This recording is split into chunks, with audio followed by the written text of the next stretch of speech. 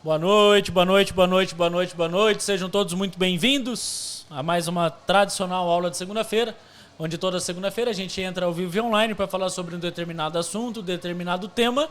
E hoje, como é a última segunda-feira do mês, como já foi combinado, nós faremos a consultoria mensal.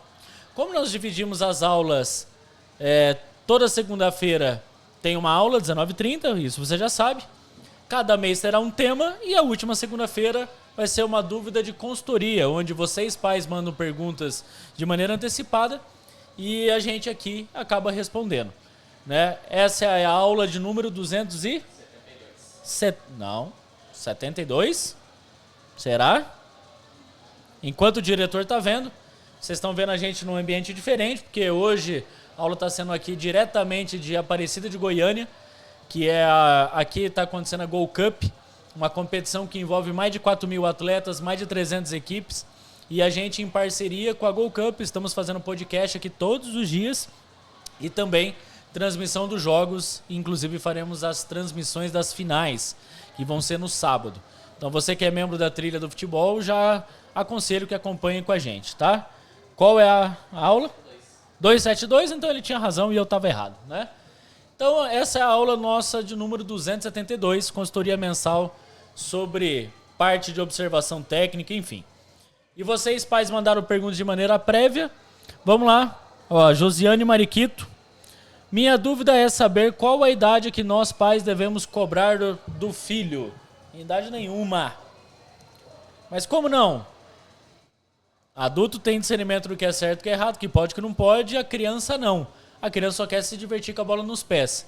Mas se for do desejo da criança de querer seguir no processo de formação, querer passar pelas etapas do processo, o pai não tem que cobrar, o pai tem que direcionar. E é uma grande diferença. Você não tem que cobrar que teu filho tire, que ele vá bem nos jogos, que ele performe bem, que ele seja aprovado numa categoria de base. Mas sim, você tem que direcionar e orientar para que ele consiga chegar nesse objetivo. Ou seja, pai não tem que cobrar. A próxima pergunta: quais são os erros mais comuns ou erros que se deve evitar em uma avaliação quando o atleta está sem a posse de bola? Pergunta do João Felipe. Vamos lá. Ó, o observador técnico, ele sempre vai procurar o que seu filho vai fazer com a bola no pé. Isso se chama relação com bola. Mas não necessariamente só a hora que ele está com a bola no pé. Por exemplo, se o time está sem a bola e ele desocupa, ele se desloca da marcação para conseguir receber essa bola, ele teve uma inteligência tática, que é se desmarcar para poder receber essa bola de maneira livre. Quando o time adversário está com a bola, ele tem que ter um entendimento sem a bola e na base da marcação. Por exemplo, recompor nas linhas, né? Depende da estratégia do treinador, mas quando é futebol de campo principalmente, é falado sobre a primeira linha, a segunda linha, que é o quê? As linhas de marcação. O atleta, ele tem que entender o que ele tem que fazer com a bola no pé ou sem a bola no pé. Seja a bola no time ou a bola com o time adversário. Entende isso? Então esse é um tipo de inteligência que o observador técnico vai reparar quando ele estiver fazendo uma observação. Próxima pergunta é do Everson Antônio. Em média, com quantos anos o atleta deveria sair da escolinha ou projeto e tentar entrar no clube de base? Idade é muito relativa, tá? Até porque não é a idade que vai determinar um atleta ser aprovado ou não. A gente tem aquela falsa percepção que os clubes só querem avaliar os atletas mais jovens, que os clubes querem os atletas prontos, e não é isso. O clube sim vai olhar o que o atleta faz com e sem bola, tá? Vai olhar basicamente se ele é um bom jogador. E ser bom jogador independe da idade. Se ele for bom, estiver preparado, quando a oportunidade aparecer, vai juntar a fome com a vontade de comer e vai ter essa oportunidade, pode ter certeza. Então, não fique preso à questão da idade. Até porque tem clubes, é óbvio que os clubes da Série A, por exemplo, eles já fazem um processo de captação e formação desde lá de cedo. Só que tem clubes que nem as categorias menores têm, que só tem atletas no sub-20. Eles têm o sub-20 e o profissional. Aí você vai falar pra mim que eles vão querer fazer captação de atleta sub-15? Não faz sentido? Então entende que independe da idade. e sim até do momento do clube e o que eles estão pesquisando, procurando. Então isso tem que ficar claro. O que jamais deve ser feito em uma peneira? Pergunta do Fernando Soares. O que nunca deve ser feito numa peneira? O atleta agir como se ele estivesse jogando uma pelada.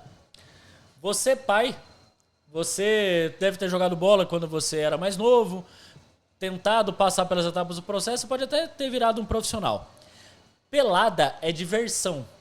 Pelada você não precisa respeitar a parte técnica, a parte tática, a parte física, a parte comportamental, não precisa. Ali é um lazer, é um hobby. E hobby dá despesa.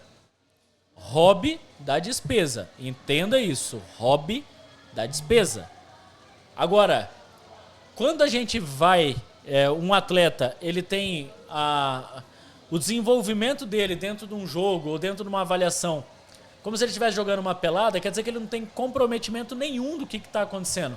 Ele quer pegar a bola, sair driblando 1, 2, 3, 4, 5. Ele não tá nem aí para, se perder a bola, voltar para marcar. Consegue entender isso? Então, o principal, o que não deve ser feito numa avaliação é ter uma atitude de peladeiro. Tá bom? Como identificar que a escola de futebol é séria, onde vão cumprir com todo o conteúdo exposto na hora da matrícula? Essa pergunta é do Vinícius Miranda. Olha, vamos lá. Não deve ser tratado uma escola de futebol como uma escola de ensino. Que quando você vai matricular teu filho numa escola de ensino, já está toda a emenda, já tudo programado, tudo organizado, o que vai ser feito no primeiro semestre, no segundo semestre. O futebol é um pouquinho diferente disso.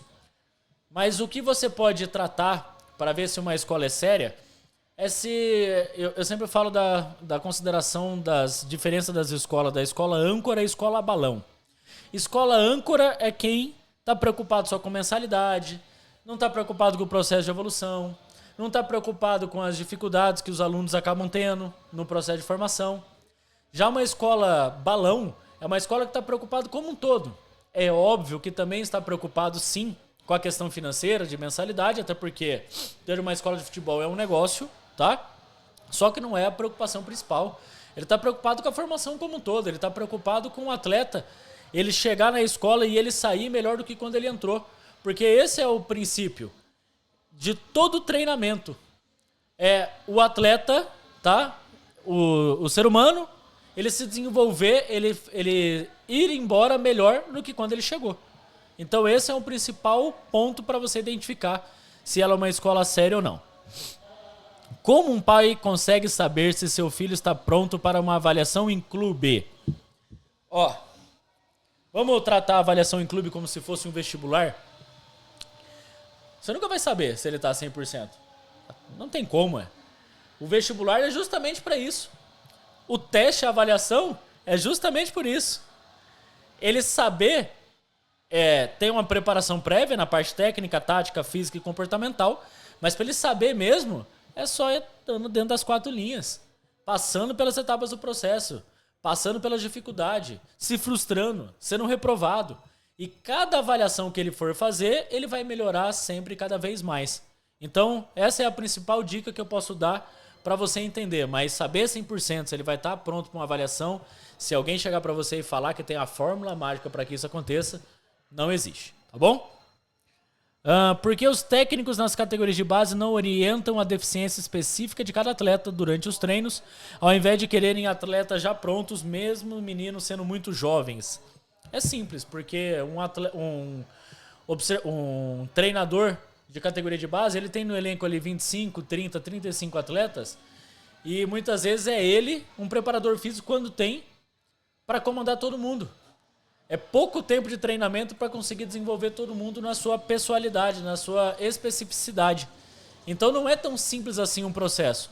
O mesmo se aplica numa escola de futebol. Não é por má vontade. É porque humanamente é impossível. Não tem como. Por isso que tem que ser feito um trabalho personalizado também.